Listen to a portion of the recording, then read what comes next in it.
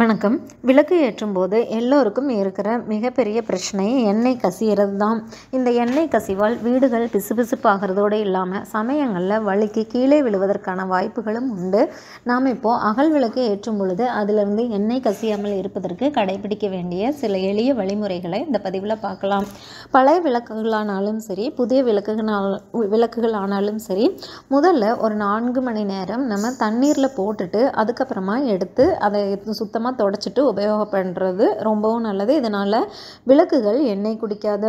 சிலர் விளக்கு ஏற்றும் பொழுது அதற்கு அடியில் நெயில் பாலிஷ், பெயிண்ட் இந்த மாதிரி இப்போது பூசிட்டு அதுக்கப்புறமா உபயோகப்படுத்துவாங்க. அதையும் மீறி எண்ணெய் கசிவு ஏற்பட்டுச்சு அப்படின்னு சொன்னால் நம்ம பொதுவாகவே அகல் விளக்கே ஆனாலும் கூட நம்ம வெறும் தரையில் விளக்குகளை வைக்கக்கூடாது. கண்டிப்பாக வெற்றிலை, வாழை இலை, அரசை இலை, செம்பருத்தி இலை இந்த மாதிரி ஏதாவது இலைகள் மேல் வைக்கிறது தான் நல்லது. அப்போது அந்த எண்ணெய் கசிவு கொஞ்சமாக மட்டுப்படும். அதே மாதிரி நம்ம சின்ன சின்ன தட்டுக்கள் கிடைக்கிறத நம்ம வாங்கிக்கலாம். சில்வர் தட்டுக்களோ இல்லை செம்பு தட்டுக்களோ நம்ம வாங்கிட்டு உபயோகப்படுத்திக்கலாம். அது பார்த்திங்கன்னா நம்ம ஒரு 50-60 விளக்கு வைக்கும்போது நம்ம எல்லாத்துக்குமே நம்ம வாங்க முடியும்னு சொல்ல முடியாது.